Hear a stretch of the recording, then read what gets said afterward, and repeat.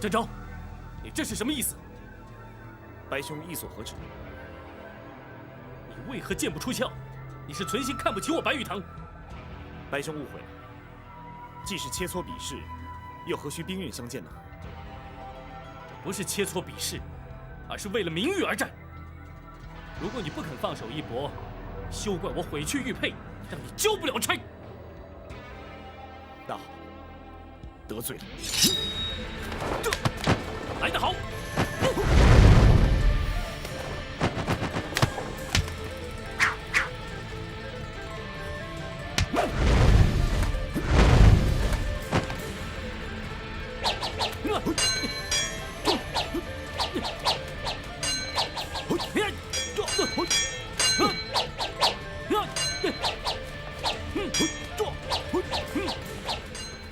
这下有热闹看了，我也想看看究竟谁比谁强。展昭似乎未尽全力呀，看这形势有点怪。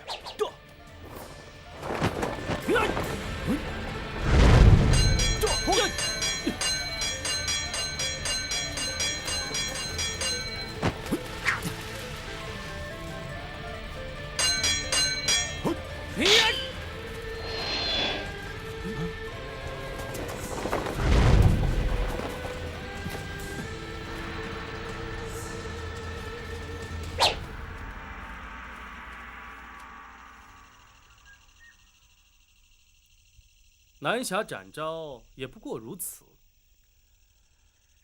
白五爷果然高明，展昭佩服。如今江湖上人总该知道，皇上封的御猫，毕竟还是比不上陷空岛吴蜀。老五，这下可给我们兄弟扬眉吐气了。战大侠，武帝是侥幸获胜。不，武帝败了。三哥，你这话怎么说？他长剑已断，若不算败，难道真要他血溅当场吗？不错，三弟，你把话说清楚。大哥，请看，这是竹剑。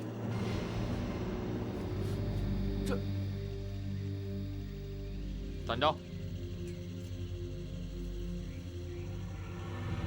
各位，请听展昭一句肺腑之言。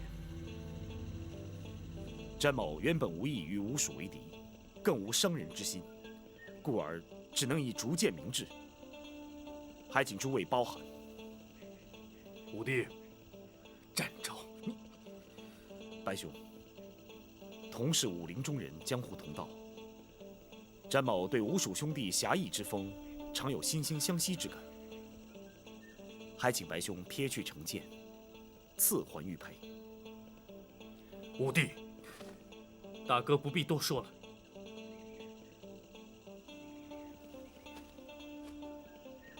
二哥，我来了，我来了，老五，你赢了。不，啊，我输了。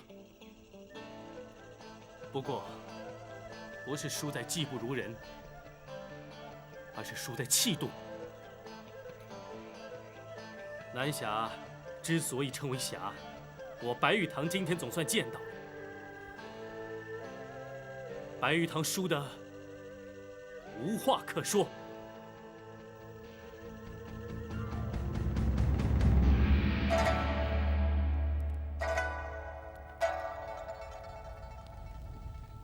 玉佩奉还。吴蜀势力莽撞之处，还望展大侠不要怪罪啊。吴蜀兄弟信守然诺，展某佩服。惭愧，为了这个虚名，险些断送了吴蜀的声誉。这武帝之错，也就是我五兄弟之错，还请展大侠回京转禀包大人。如果朝廷要追究刑责，吴蜀绝不会逃避，随时接受包大人的惩处。罗庄主，请放心，玉佩是由白五爷主动奉还，展某答应庄主，绝不会将他缉捕归案。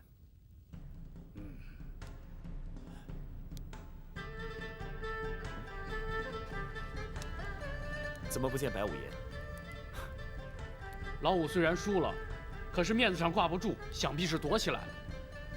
五弟啊，幸亏是认输了，否则这雷一响啊，可就糟了。在韩二哥的火药地雷阵前，恐怕展某也难以幸免啊！不，展昭，别再提了，这事儿本来就不光彩，如果要再提的话，我也得找地方躲起来了。展大侠，难得来我陷空岛，何不在此盘桓几日再走啊？不，皇上现夕追回玉佩，想必包大人此刻是心急如焚，詹某必须马上启程回京。他日有空，再登门拜谢。那好，那我们兄弟就不留展大侠了。四弟啊，在，你亲自送展大侠过湖。好，没问题。不敢有劳蒋四哥。放心，这次我不会把船拆了。告辞。告辞。请。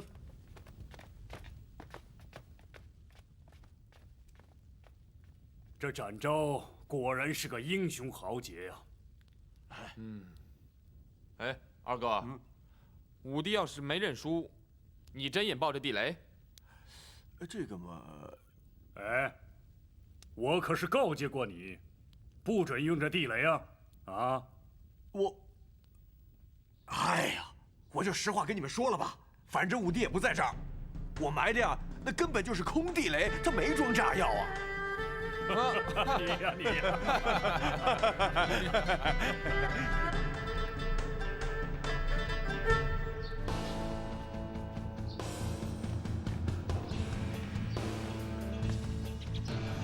请留步。他日有空，詹某必定登门拜访。好，如果有需要，随时知会我们兄弟，我们会立刻赶到。陷空岛无属肝胆相照，詹某今天总算是见识了。蒋四哥，后会有期。后会有期。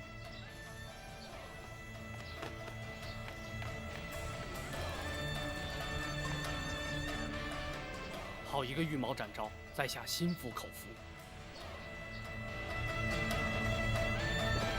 这。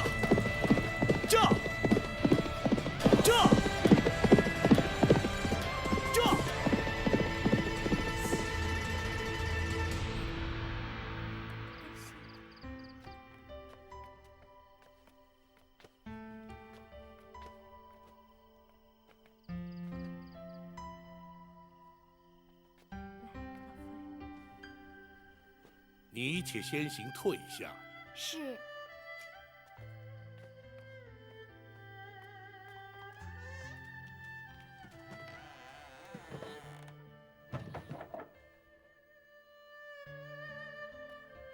娘娘，府衙内并无女眷，这厢房乃是为包拯嫂娘来京暂住所备，不周之处，还请娘娘见谅。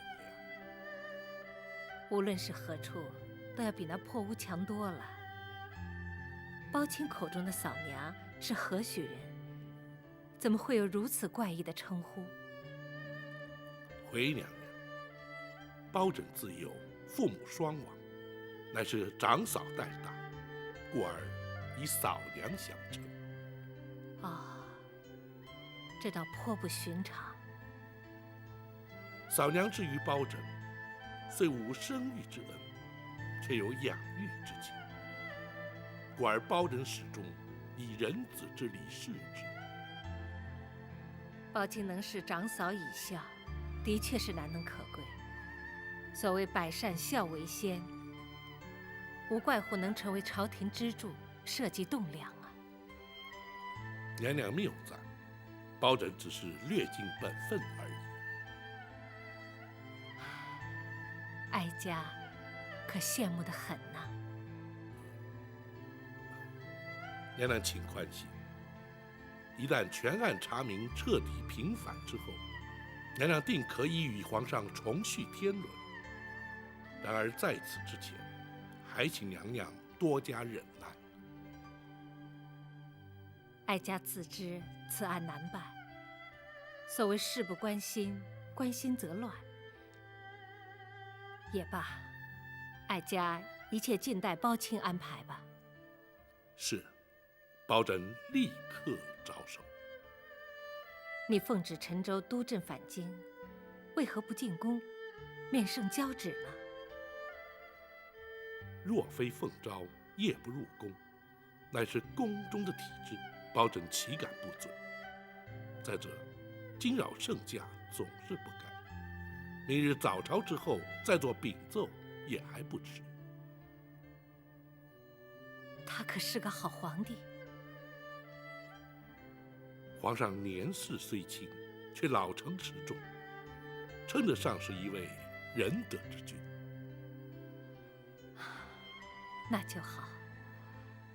哀家20年前总算是和他见过一面，那时候他才7岁，不知现在长成什么模样。皇上英武威仪，与先皇颇为神似。是吗？哀家恐怕永远也无缘亲眼见到他了。娘娘请宽心，公孙先生博学多闻，医术精湛，包拯相信，他定能令娘娘双目复明。那就寄望于他了。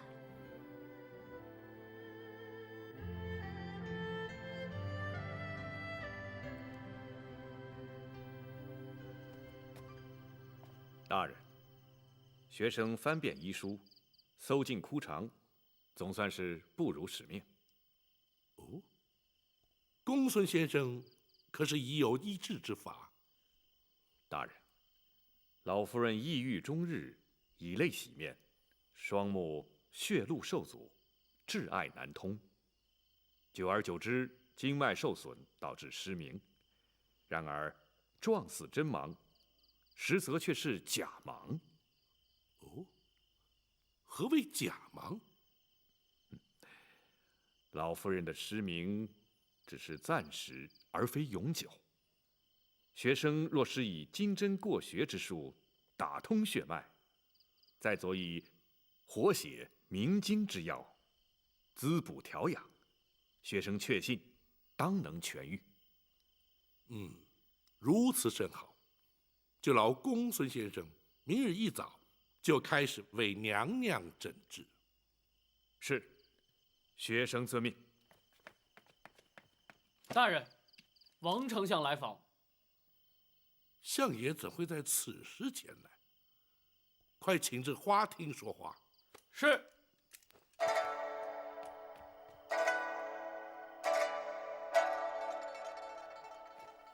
相爷请。相爷，请坐。相爷营夜来访，可是有何急事？包大人，该着急的应该是你吧？你怎么反倒像没事人一般呢？相爷此话怎讲？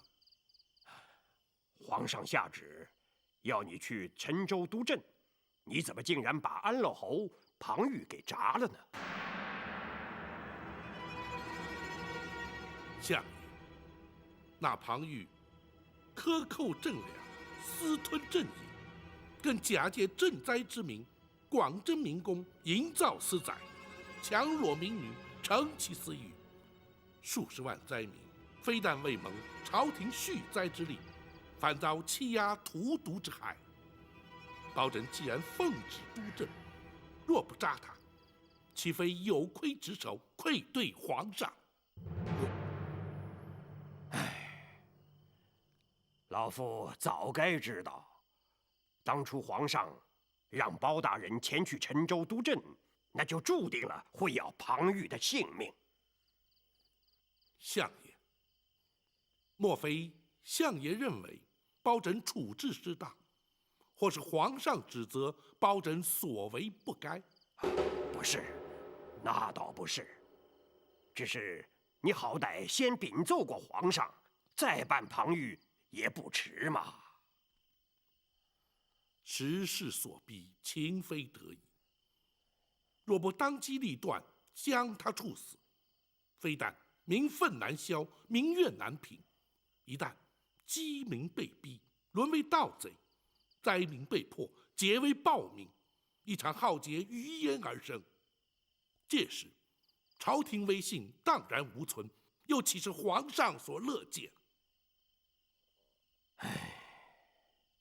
老夫也知道，包大人言之有理，皇上也明白包大人所作无差。可是皇上毕竟要面对庞太师与庞娘娘嘛，这父子连心，姐弟情深，皇上实在不堪其扰啊。若是如此，且让包拯面见太师与娘娘，或可为皇上分忧。哦，不，千万不可！皇上就是担心包大人与他们碰上，所以才要老夫半夜赶来知会你。皇上已经下旨，要庞太师陪着庞娘娘前往陈州，为那庞玉料理后事，并且要老夫转告包大人，明日早朝之后前往御书房面圣。可是不准再提那庞玉的事了。是，包拯遵旨便是。还有，贼人夜闯进宫盗佩一案，皇上势必要追问，所以老夫特来提醒包大人，要预做准备。那块玉佩对皇上至为重要，无论如何都得追回来，否则此事，恐怕是难以善了啊。多谢相爷提醒。还有一件事，相爷，看来包拯替相爷的确惹了不少麻烦呐。老夫要提的不是公事。哦，相爷请讲。听说包大人从陈州带回来一位亲眷。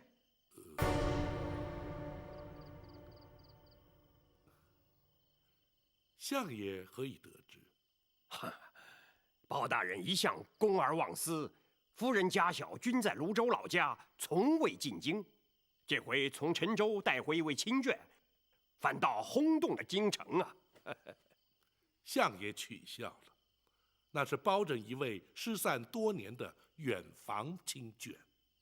哦，失散多年，得以重聚，倒也难得呀。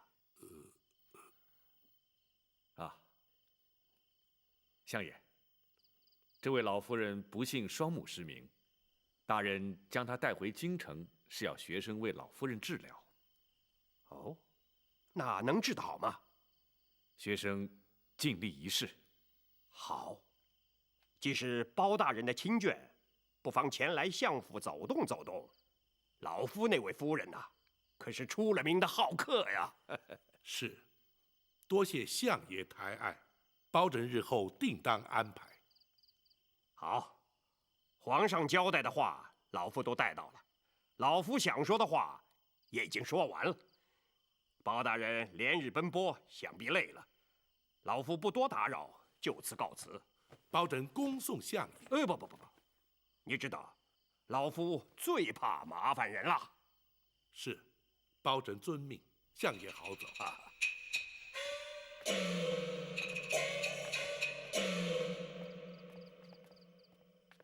想不到，老夫人进府的事居然传了出去。不碍事。公孙先生应对得体，应该不会弃人以斗。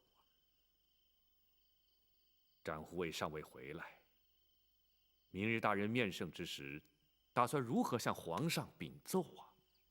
实话实说。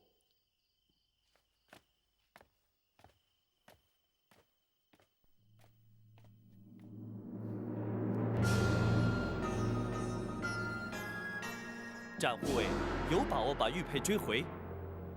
回皇上，臣确信展护卫必能不负所托。那夜闯进宫盗佩流书的究竟是什么人？据展护卫指称，此人来自江湖，人称锦毛鼠白玉堂。只因皇上赐封展护卫玉猫称号，心生不服，故而入宫盗宝，意在逼斩护卫出面，而并无不利于皇上之心。哈，朕自诩无愧对于臣民百姓，倒也无惧。倘若惊吓到太后，岂非陷朕于不孝？你执掌开封，却让人闯入进宫，朕要听听你怎么说。回皇上，那白玉堂武艺超群，宫中卫士恐怕皆非其敌手，遭他闯入，是因力有未逮。然而，包拯也难脱失职之嫌，请皇上下旨降罪，臣绝无怨言。皇上，案发之时，包大人与斩护卫均不在京师，所谓鞭长莫及，还请皇上不罪免罚。行了，这点道理朕岂会不明白？只是那白玉堂入宫盗佩，是因为朕封斩招玉猫之故，乍听起来怎么像是朕的过错了？臣惶恐，臣绝无此意，请皇上慎查。朕不是怪罪于你，只是不满那白玉堂。好了，一旦将他擒获，立刻把他带进宫来。朕倒要看看他是何方神圣，竟然偷到朕的身上来。臣遵旨。对了，府上那位亲眷眼疾治得如何了？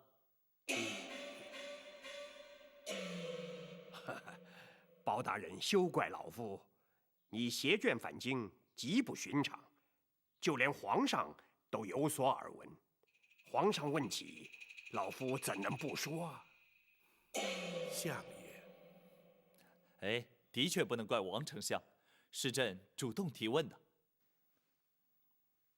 皇上日理万机，操劳国事，包拯不敢因私务而惊动皇上。这就是包青的不对。你乃是朕的肱骨之臣，朕表示关心，难道不对吗？臣不敢。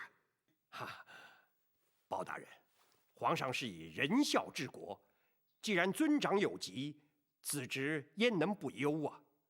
包大人公务繁重，若是再为家务所累，岂不反倒让皇上心中不安了吗？包拯绝不会因私害公。行了，朕知道你一向公而忘私，既然朕已开口询问，难道包青就不打算回话吗？臣不敢。那位老夫人正在府中由公孙先生诊治，请皇上万勿挂心。好，公孙先生神医神术，想必能够治愈。若需要宫中御医协助，包青尽管开口。谢皇上隆恩。照方抓药，细火慢煎，每日3副，饭后服用。是。公孙先生。老夫人，老身这对眼睛，你真的能治好吗？回老夫人，学生自信有8、9分的把握。若果真如此，公孙先生真不愧是老身的再造恩人了。学生不敢。不过，有一件事情，务必要请老夫人全力配合。验医治病，当遵医嘱，此乃天经地义之事，请公孙先生明讲。是。老夫人的眼疾，非一朝一夕所致，实乃因思念亲人，过度忧伤。如今学生施以金针过血之术，再佐以明目活血之药，只要安心调养，当可痊愈。不过在此期间，千万不可焦虑激动，否则恐会前功尽弃。这一点，尚请老夫人要多加克制。好，公孙先生的嘱咐，老身会牢记在心。多谢老夫人。公孙先生所言是真，亦或是只为了安抚老夫人。大人，两者皆有。学生担心，大人追查此案之时，老夫人会饱受刺激，一旦过于激动，非但对病情不利，甚至有碍于大人查案，故而先期诱导，防患于未然。公孙先生果然顾虑周到。大人谬赞，但不知大人打算由何处查起？南清宫八王爷府。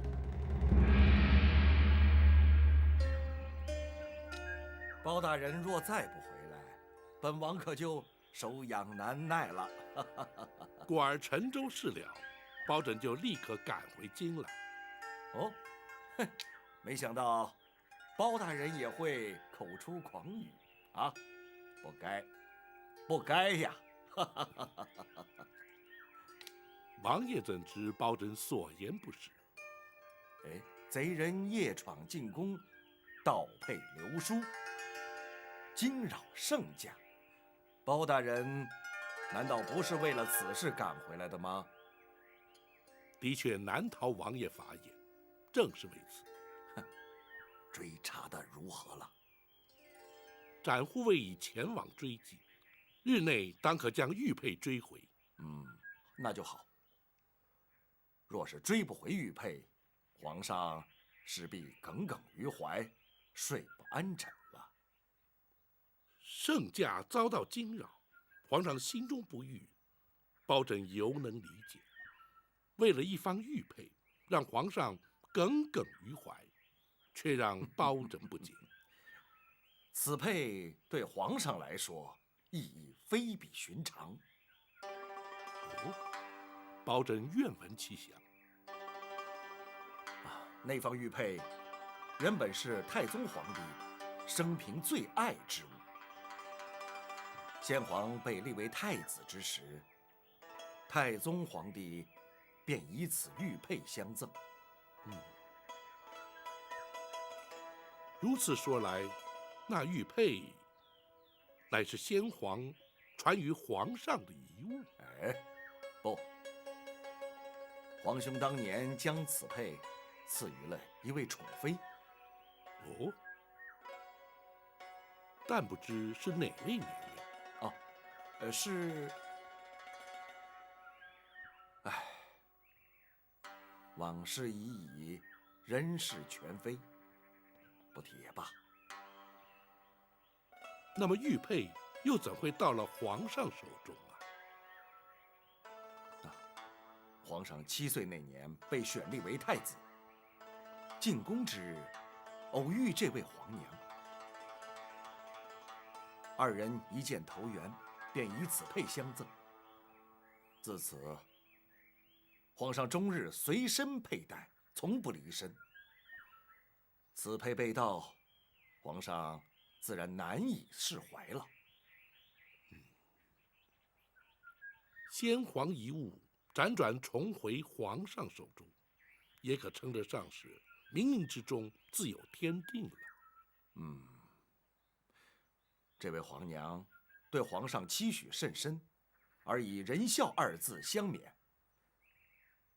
这也是皇上立志以仁孝治国之因呢。难怪皇上对这玉佩如此在意。但不知那位皇娘如今又在何处？20年前便已因故身亡了。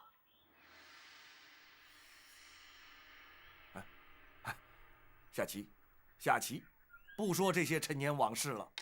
是。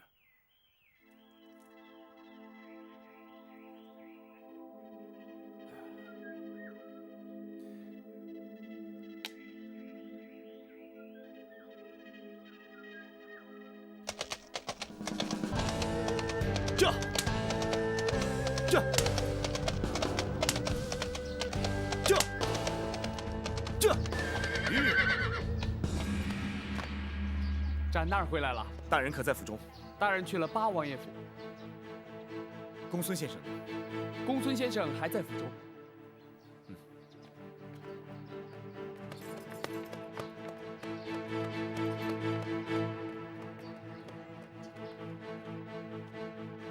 展护卫辛苦了，可曾追回玉佩？信不辱命。太好了，如此一来，大人可以向皇上交代了。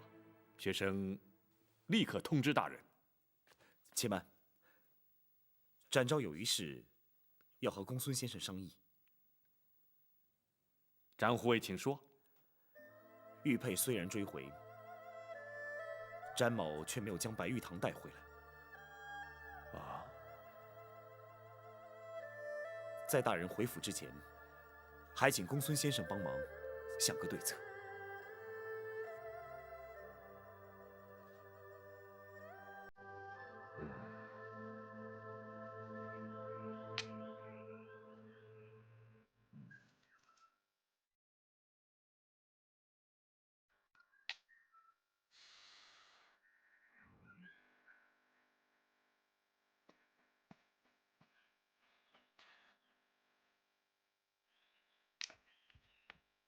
禀王爷，包大人侍卫求见。让他进来。是。听让王爷与大人下棋，请王爷恕罪。有什么事你就说吧。马汉，何事如此匆忙？回大人，展护卫回府了。王爷，展护卫回来了，想必是有结果了。包大人就回府看看吧。只是此局未了。哎，包大人总是先公后私的，这下棋是私事，包大人就请便吧。打搅了王爷的棋性了。嗨，棋日后可以再下，公事可不能不先办。包大人就别在意了。多谢王爷体恤，请。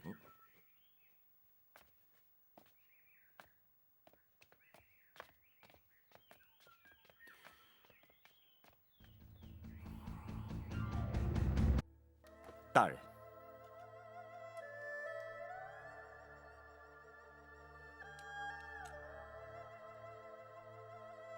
没想到这块玉佩之中，竟然藏有如此多的纠葛。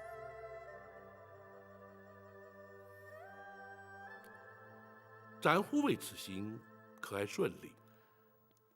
回大人，献空岛吴蜀不愧是侠义中人，比武较技虽在所难免，但最后还是由白玉堂主动将玉佩归还，并未多生枝节。主动归还？白玉堂入宫盗佩，旨在展昭，目的既已达到，自然不再刁难。那白玉堂如今又在何处？仍在献空岛。展护卫因何不将他一并带回归案？大人，白玉堂素无恶行，入宫盗宝也仅是一时冲动，故而属下并未将他带回。然而他夜闯进宫，惊扰圣驾，盗佩流书，行径嚣张。无论是否一时冲动，违法犯纪却是事实。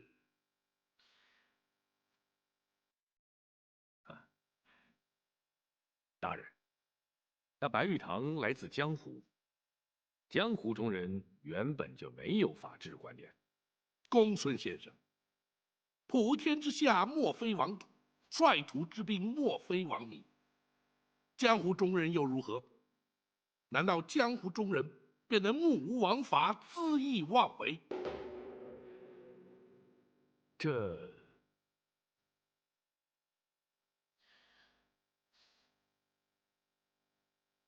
展护卫，本府知道，你也来自江湖，然而，却随本府成为执法之人。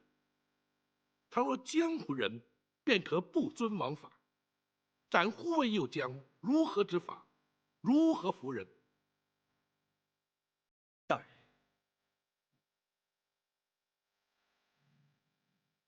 展护卫追回玉佩，有功在先，纵放轻犯，却有过于后。依法论法，你难逃失职之嫌。属下明白。大人一向知法守法，执法护法。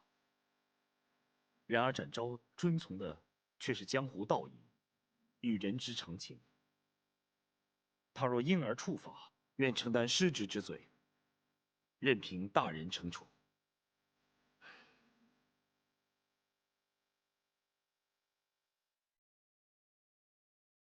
大人，白玉堂虽然误触法网，却并没恶意，主动归还玉佩，更足见其以谋悔意。即便是依法纠办，也该有情节轻重之分，蓄意与否之别，还请大人明鉴。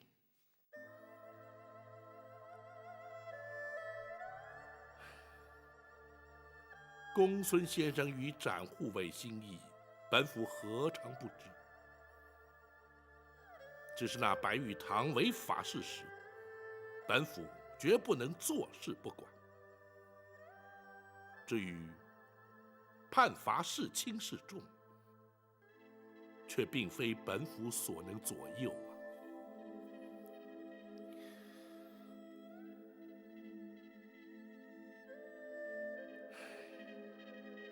白玉堂所作所为，已然惊动圣驾。皇上震怒之余，下旨要亲自见他。倘若不能将白玉堂缉捕到案，又将如何向皇上复命？一旦白玉堂到案，圣意如何，那就更非我等所能预见。此案恐怕并不好办。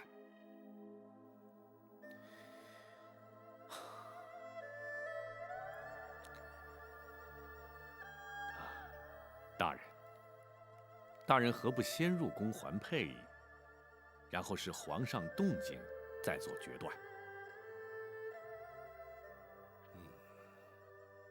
如今也只得如此了。不过还有一事，较此事更为重要，必须先让展护卫了解内情，日后才可以协助本府一并查案。莫非属下前往陷空岛之时，还有重大案件发生？不错，而且此案势必远远超过展护卫所能臆测。公孙先生，大人，将老夫人之事原原本本说于展护卫知晓。是。本府先去厢房，请老夫人验证这方玉佩。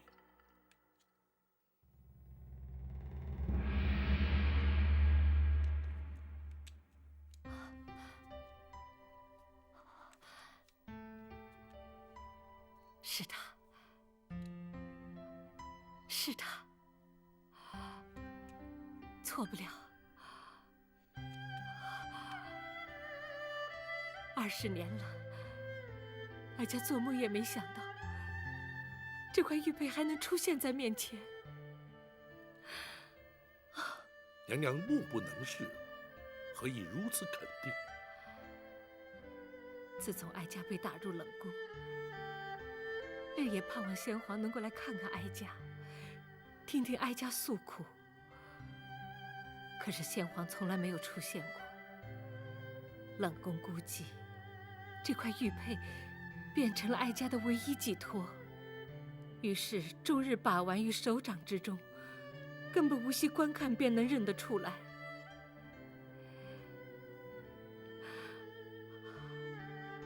当年娘娘怎会舍得将玉佩转赠于初封太子的皇上呢？一则，哀家对皇上的期盼已成了绝望；二则对皇儿一见如故，虽不知他是自己的亲生骨肉，哀家将思子之情完全倾注于他的身上，所以哀家才将这块玉佩转赠于他。娘娘当时恐怕对先皇已无恨意，否则也不会“仁孝”二字期许皇上。宝卿，你如何得知当年哀家对皇儿所说的言语啊？回娘娘，皇上自登基以来，始至以仁孝二字治国。再者，八王爷也已向包拯提过此事。八贤王已知，哀家还在世上。不，八王爷不知道。包拯以为时机尚未成熟，故而未向王爷禀报，还请娘娘勿怪。既然哀家将此事全部交给包拯处理，一切就听你的安排。只是，何时才是时机成熟呢？皇上对娘娘所赠玉佩，真如至宝。包拯想，借机试探圣意如何。同时，陈琳陈公公也已告劳退隐，必须查明他如今的居处。唯有待陈琳来到，查明所有相关细节之后，方可谓时机成熟。届时，包拯定会想出办法，让娘娘的冤屈一并平反。哀家一切就听包卿安排。谢娘娘，还请娘娘赐还玉佩，包拯也好进宫复职。真没想到，他会将这块玉佩一直珍惜爱着。宝卿说的对，皇儿一定是位仁德的好皇帝。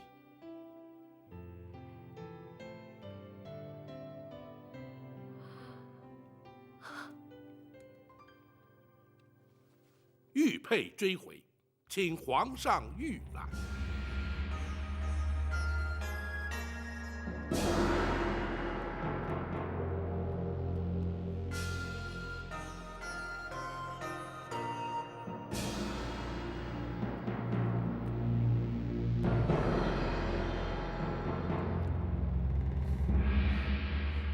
不错，正是此佩。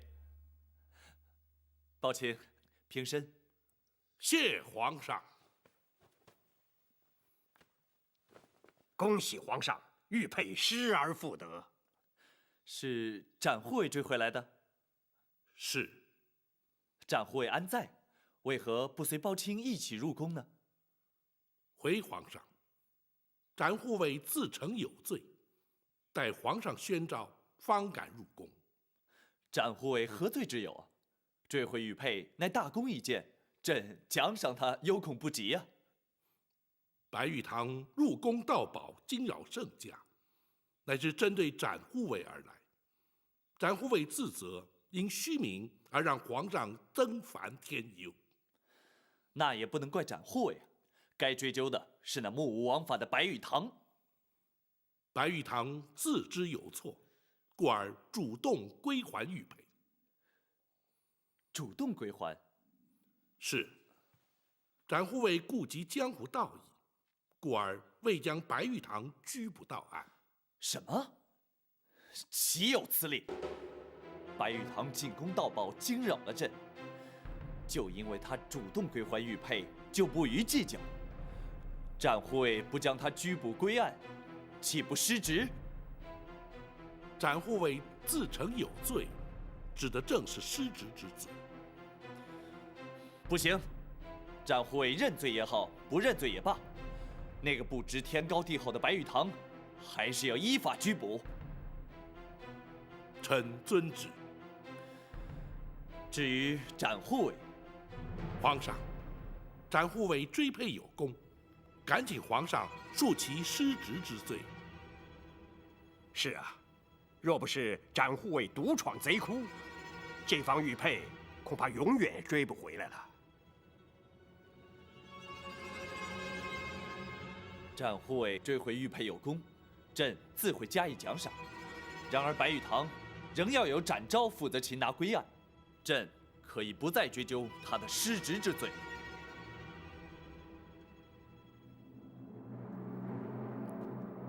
皇上坚持要展护卫把白玉堂抓回来。我不会去抓他。可是你若不抓，皇上是绝不会善罢甘休的。那只有听凭皇上了。展护卫，大人，我亲口答应过卢庄主，不会将白玉堂缉捕归案。本府明白。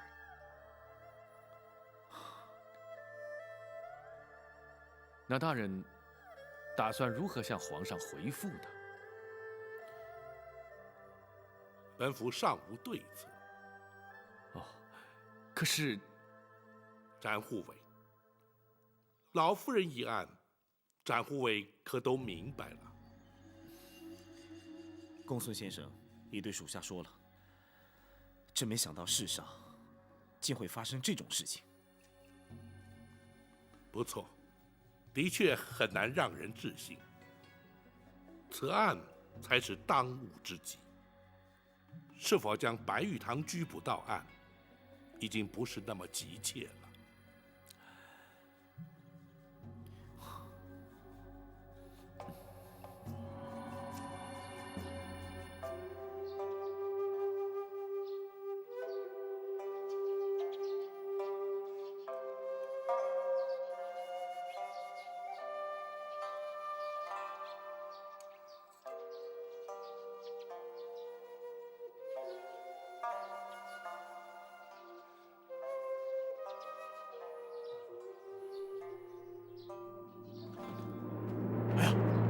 糟了，糟了！哎，这下可麻烦了。二弟呀，什么事你慢慢说。老五他走了，走了？去哪儿了？他留了封书信，你们自己看吧。哎，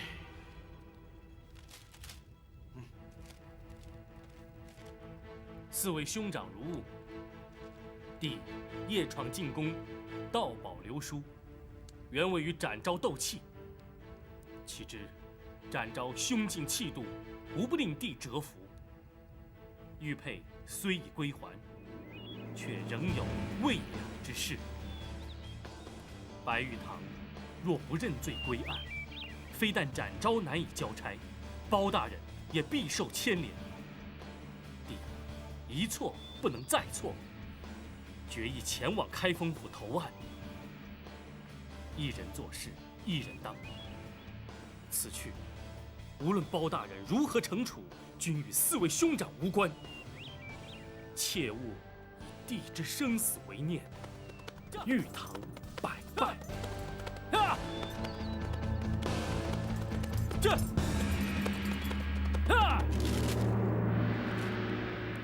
不妙啊！武帝去开封府投案了。武帝是不是疯了？如果包大人真定他的罪，他非死不可。是啊，大哥，这下麻烦可大了。大哥，我们把他追回来。不，武帝的脾气大家都知道。他既然决定去开封府投案，就算是追上他，他也不会回头。那我们也不能眼睁睁看着他去送死啊！三弟，平时你最为冷静。你说说，我们该怎么办？如果他存心去死，我们就随他去。哎，老三，你这说什么话呀你？是啊，三哥，我们是磕过头的结拜兄弟，说什么也不能不管呀。三弟呀，你这个说法谁都不能接受，这也不像是平日的作风啊。大哥，按我平日作风，我会怎么办？有难同当，有福同享啊！我现在正是此意。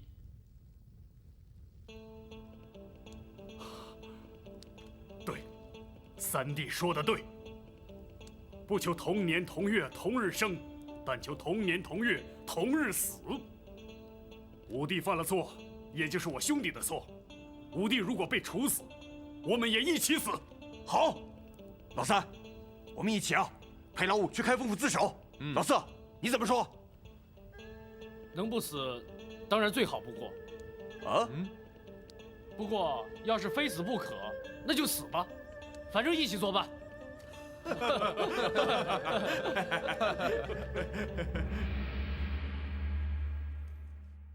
本府今日在宫中，已查得陈琳陈公公的退隐之处。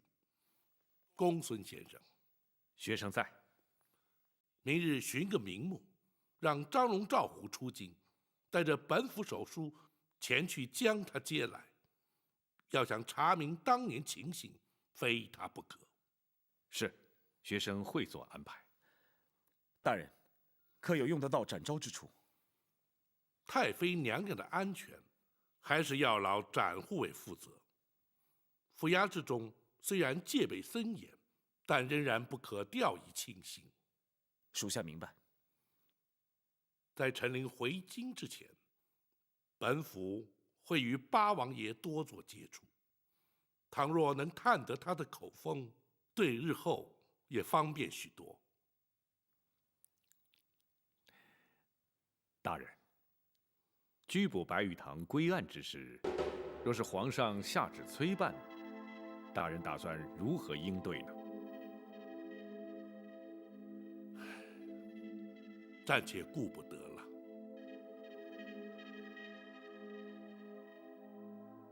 娘娘进京之事，连皇上都有耳闻，只怕会夜长梦多啊。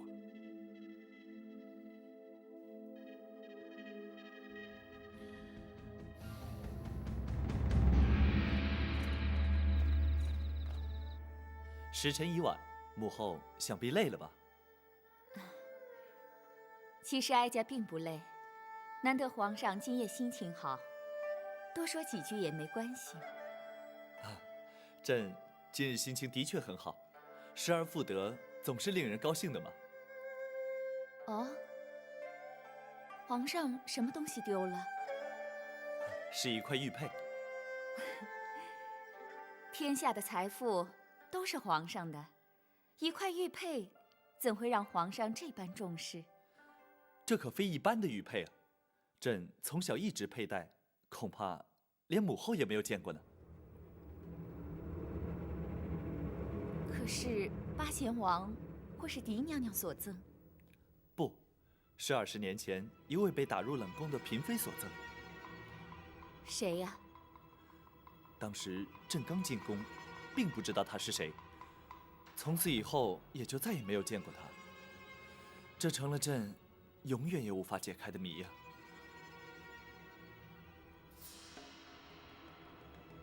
皇上，奴婢在后宫一直服侍娘娘，这20多年前被打入冷宫的嫔妃，奴婢一定认得。皇上可以把那块玉佩拿给哀家看看吗？或许能够解开这20年之谜。这怎么，连哀家都不能看吗？不，当然能。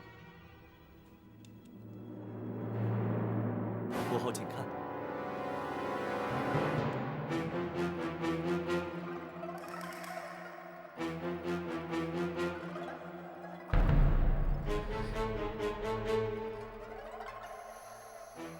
母后怎么了？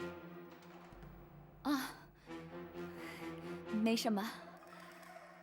哎，才说不累，怎么一会儿就倦了？真是岁月不饶人呢。母后既然倦了，就早些安歇吧。也好，哀家就不留皇上了。儿臣告退。奴婢恭送皇上。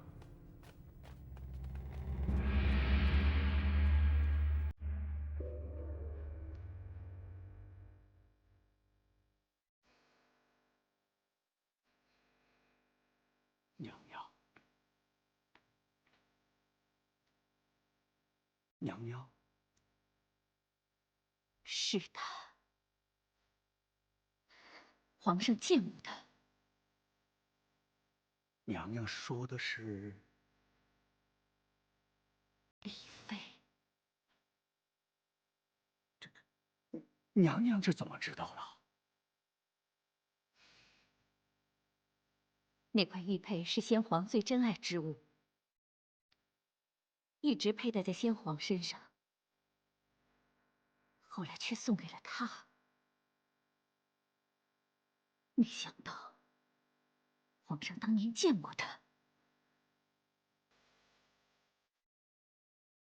娘娘，那李妃已经死了20多年了，就算皇上见过她，又有什么关系呢？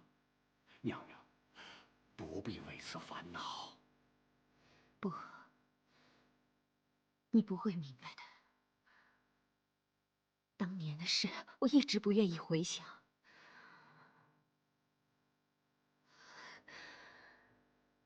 可如今，却不知怎的，隐有不祥之感。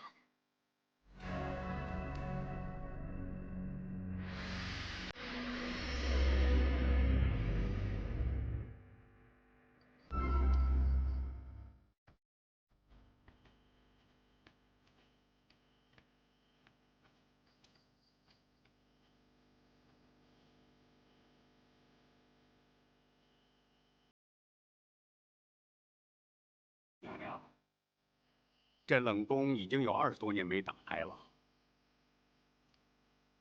当年是哀家下旨封宫的，当然没有再开启过。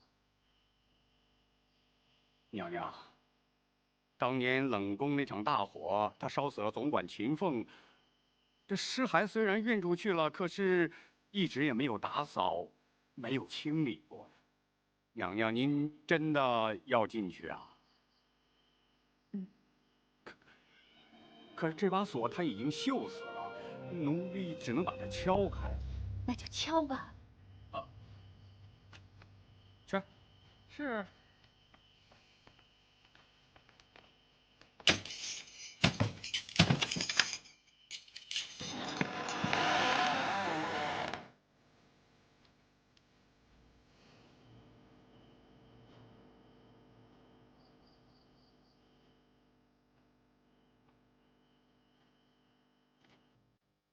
你们都留在宫外。是。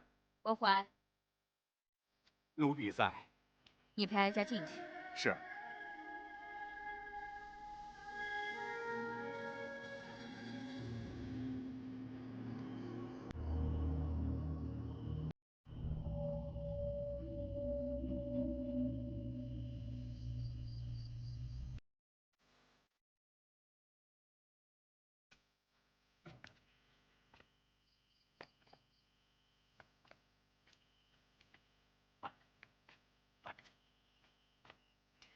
当年李妃就一直住在这儿。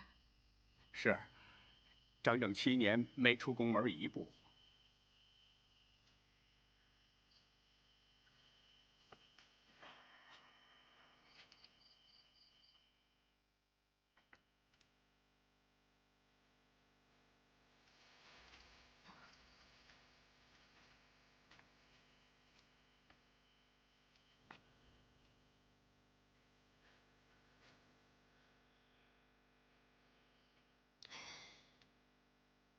这种日子，的确不如死了的好。娘娘，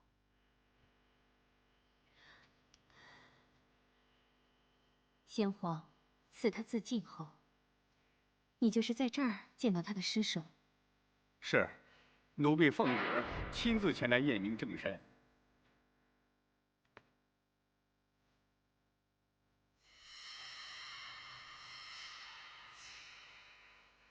郭总管，请看。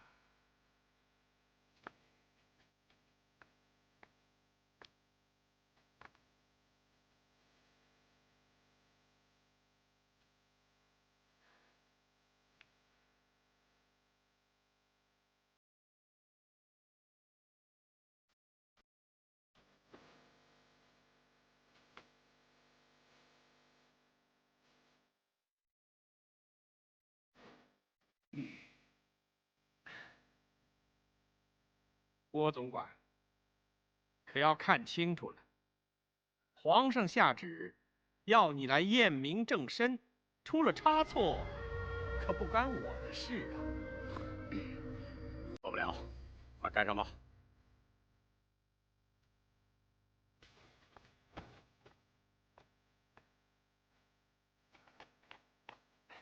郭公公，秦风，你干什么去了你？啊？皇上降旨让你贵妃归天，你这冷宫总管怎么能不在啊？回公公，冷宫一个小太监于中染了疾病，眼看就不行了。我派人呢，赶快把他送出宫去，要死也得让他死在宫外边，免得给后宫沾染了晦气。请公公原谅卑职失职之罪。那也得把这正事处理完再办呢。行了，咱们3个都是奴才，都是替主子办事的，谁也别说谁。郭公公是后宫总管，教训是应该的。好吧，你愿意挨训，那就怪不得别人了。陈公公是首领太监，皇上身边的人，当然不知道后宫难带呀。大家要是不在这儿盯着紧点儿，怎么向太后娘娘交代呀？好，好，好，你后宫的事我不管就是了。秦风，李娘娘已经归天，明天清晨会有人来为她清洗换装，运出宫去安葬。从现在开始起，你在这儿给我盯着紧点儿，出了问题，咱家拿你试问。是。郭总管，能出什么问题呀？难道郭总管还怕李娘娘站起身来跑出宫去不成？后宫有后宫的规矩，陈公公不是说不管了吗？怎么，现在又有意见啦？好，后宫你说了算，我就不管了，我得向皇上交旨。咱家陪你一块儿去交旨。谁知道当天夜里，冷宫就失了火。是，奴婢猜想，一定是秦凤守夜睡着了，碰到了烛火，才引起了大火。奴婢亲自过来查验过，火场里有2具焦尸，一具是秦凤，一具是李妃。国怀，你可知道当年哀家为什么要把这冷宫封起来吗？这，奴婢不知道。奴婢也一直不敢问。哀家想，只要封住冷宫，就能把李妃的魂魄封在这儿，她永远出不去，也永远不会找我报仇。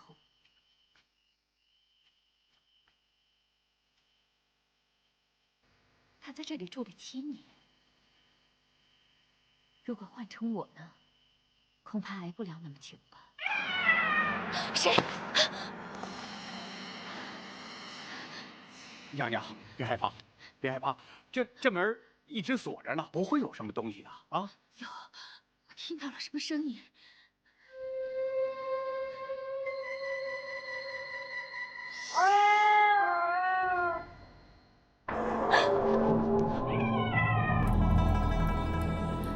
娘娘，没吓着您吧？快回宫吧。娘娘，慢着点，慢着点。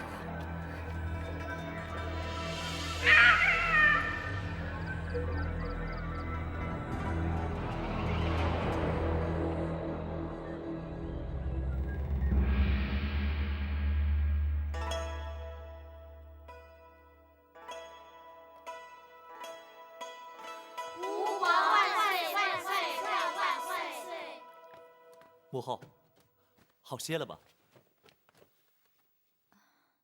皇上不去早朝，到这儿来做什么呀？听说母后病了，朕当然要来看看。没事，不过是受了点风寒。御医已经看过，开过了药方，没事的。母后一定要注意身体，千万不要让朕牵挂呀。难得皇上一片孝心，哀家会多注意的。你去忙吧。是，儿臣告退。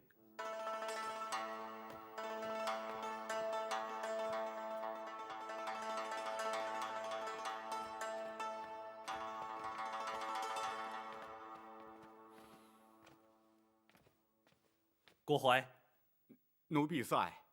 你怎么那么不小心？怎么能让太后受了风寒？奴婢该死。起来吧。谢皇上。听说昨天夜里你陪着太后去了冷宫。这太后去冷宫干什么？回皇上，太后只要去，奴婢不敢阻拦呐。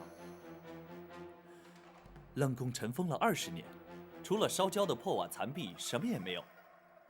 太后为何要在深更半夜去冷宫呢？回皇上，太后是去凭吊吸入宫中的姐妹。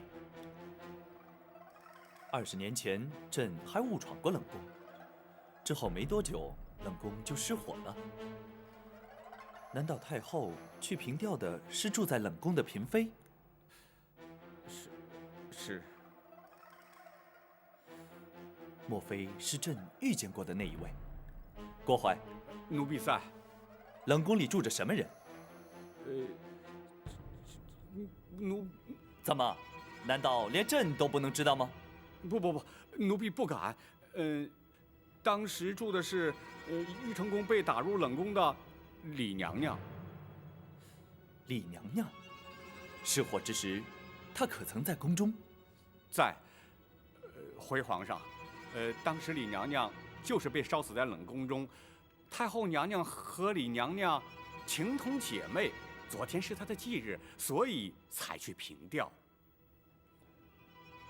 原来如此，怪不得朕一直没有再见过那位李娘娘。太后如此念旧，倒是让朕颇觉意外。只是这么多年来，为什么不把冷宫修缮重整呢？回皇上，太后娘娘为了缅怀故人，故此下旨维持旧貌，并且深锁宫门，不许任何人进入。太后虽然顾念旧情，可睹景思人，却徒增感伤。也许太后的病正是因此而起。郭淮，传朕口谕，即日起重修冷宫。皇上。等建好之后，就不把它当作冷宫之用。朕的后宫，绝不要这样惨无人道的地方。奴婢遵旨。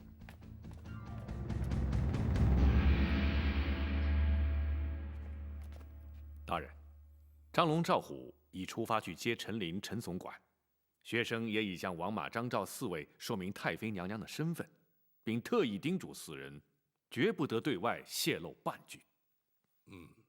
的确不能露出半点风声。可陈琳居住的地方离京数百里，一去一回，恐怕要不少时日啊。尤其是陈总管年事已高，受不得旅途劳顿，回程应该会慢一些。依公孙先生估计，陈琳何日可到？由今日算起，少说要6、7日。哦，太妃娘娘的身份或许可隐瞒一时，但时间一长总是不妥。不错，看来本府要早些进行八王爷那边才是啊。启禀大人，府外有人求见展大人。是什么人？锦毛鼠白玉堂。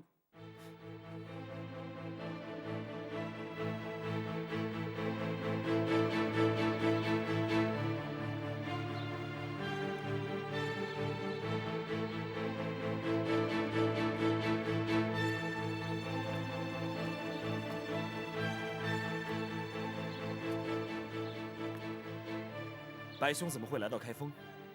寻詹某何事？白玉堂来找的不是你，那白兄要找的是包大人。找包大人有事吗？白某是来向包大人投案。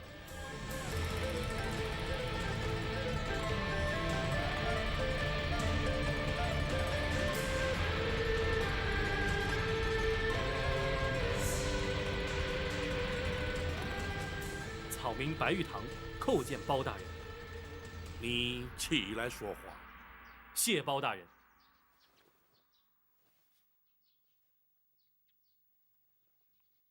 你是来向本府投案的？白玉堂私闯进宫，盗走玉佩，请包大人依法治罪。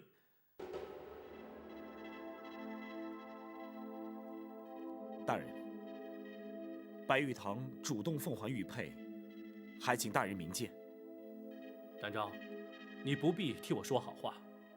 玉佩虽已交还，刑责还是要追究，否则包大人也难向皇上交代。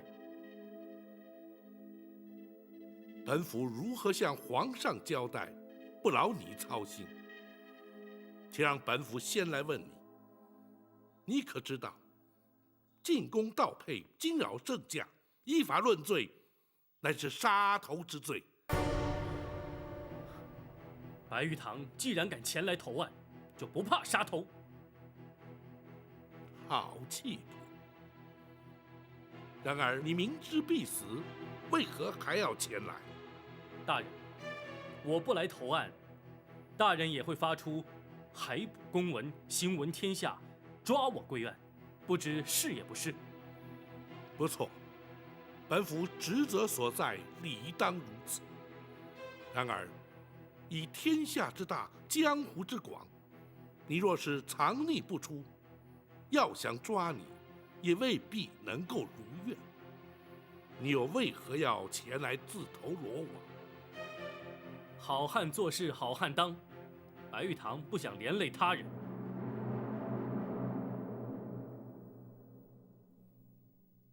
你是不希望连累陷空岛的结义兄弟，亦或是为了展护卫，甚至是为了本府？包大人，白玉堂既然已经前来投案，又何必追问其他？请包大人立刻将我收押定罪。不，詹某答应过卢庄主，绝不会将你逮捕归案。倘若因此受到包大人责罚，甚至遭到皇上降罪，詹某也会一肩承担。展昭，我白玉堂一生心高气傲，绝不肯受人点滴恩惠。盗佩流书向你挑衅，是出于一时冲动；奉还玉佩是敬重你的侠风义骨。至于前来投案，则是我自知有罪，心甘情愿，与任何人无涉。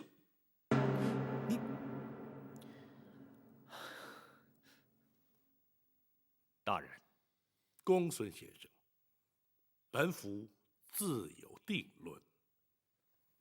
是。白玉堂，你盗佩流书，还佩投案的来龙去脉，本府已然明了。然而，要如何处置于你，待本府斟酌之后，自会有所决定。在此之前，你必须留在府中，不得擅离，随时听候本府传唤。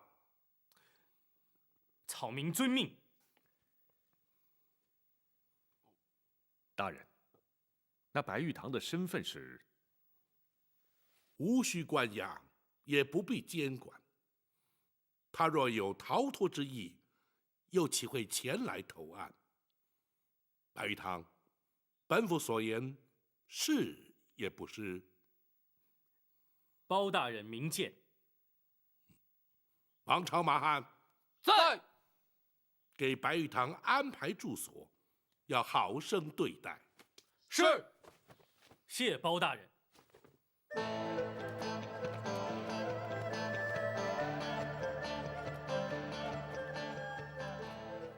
大人打算如何处断？那白玉堂虽然行事乖张，却不失侠义之心，不能以一般罪犯视之。本府立刻进宫面圣，务求圣上能够开恩特赦。谢大人。展护卫不必急着谢本府，本府只能尽力而为，只怕皇上未必同意。